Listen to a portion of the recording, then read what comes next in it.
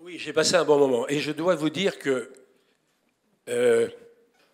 Madame la sénatrice, Mesdames, Messieurs, chers amis derrière, je dois vous dire que de toute façon, il y a une chose très précise. Les budgets ne sont pas à la hauteur cette année, etc. Mais le problème, Madame la sénatrice, chers amis, Président, ça ne se réglera pas tout seul. Que vous me parliez d'argent, que vous me parliez de pouvoir, que vous parliez du Président de la République, quand les Nations Unies sont venues me voir pour que j'aille témoigner aux Nations Unies, je n'y suis pas allé parce que je ne voulais pas dénoncer la France. Cher Gilles, lorsque vous parlez de la loi et de la direction de 1990, 99 ou 2000 des Nations Unies, c'est bien avant qu'ils ont pris une décision.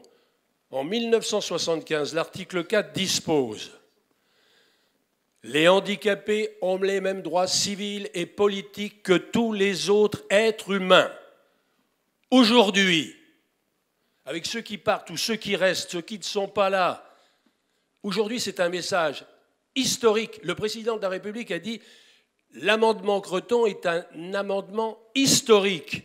C'est pas moi qui l'ai inventé. C'est ça l'histoire. Alors moi aujourd'hui, je suis vivant. Donc, vous demandez qu'il faudrait, qu'on devrait, les budgets. Les budgets, je les ai fait voter. Ça a été supprimé par un ministre des budgets, des finances, qui s'appelle Sarkozy. Ça s'appelait le plan pluriannuel. Ça a été supprimé. J'ai vu Madame Veil. Il fallait continuer les plans pluriannuels. Donc les plans pluriannuels ne sont pas faits. Donc on est dans la mouscaille. Ça ne peut pas s'arranger. Aujourd'hui, que vous traitiez cela, ou que vous ne traitiez pas ceux qui sont en hôpital psychiatrique ou ceux qui sont en Belgique, moi je vous dis, Michel Creton, ça ne va pas s'arranger tout seul. Politique ou pas politique, en sortant de cette maison, c'est un acte historique. C'est un moment historique et je lance encore l'appel au président de la République qui m'a dit « Ne lâchez rien !» Le 9 novembre 2019. Monsieur le Président, je ne lâche rien. La preuve, je suis là. Monsieur le Président, le 11 février, il est intervenu pour dire « C'est un acte historique. L'amendement a sauvé. Il faut continuer, il faut perpétuer. » On peut me dire ce qu'on veut. Il l'a dit. Le président de l'Assemblée nationale avait déjà attaqué le matin en disant « Il n'y aura pas de changement de l'amendement parce que l'esprit et la lettre sera respecté. » L'esprit et la lettre. Parce que c'était lui, parce que c'était moi. Moi aussi, j'ai des références. Aujourd'hui, en sortant, ceux qui ont entendu, ceux qui n'ont pas entendu, ceux qui ne sont pas là, je dis aujourd'hui, c'est un appel historique. Monsieur le Président, si vous ne donnez pas les budgets,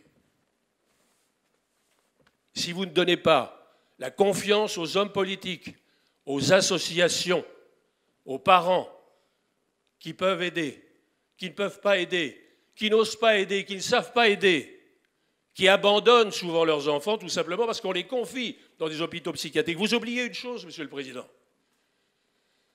c'est la lourde dépendance. La maladie d'Alzheimer qui va toucher tout le monde et qui nous touche déjà. Alors aujourd'hui, le blabla, moi je suis venu parce que je suis sidéré de ce que j'ai vu. Je ne savais pas qu'ils existaient. Cela, vous ne pourrez pas les virer. Cela, il faut qu'ils s'incrustent. Et je dis à l'administration, aujourd'hui, bravo de les aider, de pouvoir le faire. Je dis aux éducateurs, c'est vous les champions, c'est pas moi. Moi, il faudrait que je joue encore, que je tourne, que je fasse des films, que je fasse tout ça. Il faut rester encore dans le coup parce qu'on parle de vous. Non! Je ne veux pas qu'on parle de moi. Moi, j'ai voulu être connu. Ensuite, j'ai voulu être reconnu. Et maintenant, je veux être inconnu. Alors, quand je viens ici pour parler de l'amendement, vous me demandez, vous m'invitez. Très bien, je viens. Puis tout à coup, j'entends encore les mêmes discours. C'est retour à la case départ, Monsieur le Président. Gérer la pénurie, c'est retour à la case départ. Les petits ne peuvent pas entrer parce que les grands sont là, etc. Oui, Monsieur le Président, mais oui, mais alors? Il faut que ça s'arrête. ça ne va pas se résoudre tout seul. Le 6 juin 1944, les gars sont venus nous défendre. On serait aujourd'hui nazis depuis 1000 ans et pour 1000 ans. Donc il faut que ça s'arrête. Il faut que le politique comprenne que maintenant les associations, les parents, les enfants, surtout ceux-là, si vous ne défendez pas ceux-là, vous êtes des assassins.